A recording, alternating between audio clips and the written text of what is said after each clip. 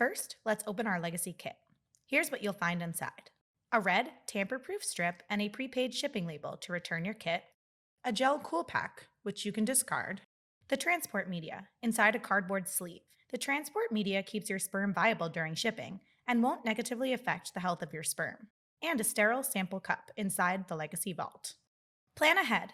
Make sure you've abstained from ejaculation for 2 to 5 days before collecting your sample. You need to ship your sample back on the same day you produce it, and it needs to be a weekday. Don't ship your kit back Friday, Saturday, or Sunday. Make sure you've registered your kit. Start by scanning the QR code on your sample cup with your smartphone and follow the link to your client dashboard. If you're watching this video as part of your kit registration process, make sure you complete the entire process so you don't miss any important steps. When you're ready to collect your sample, wash your hands and your genitals to avoid any contamination. Open the sample cup. Produce a semen sample by masturbating to ejaculation into the cup. Don't use any lubricant or saliva, as these can affect your sample. Pour all of the transport media into the cup with your sample. Then screw the lid on tightly. Mix the contents by gently swirling the cup. You don't need to shake it vigorously.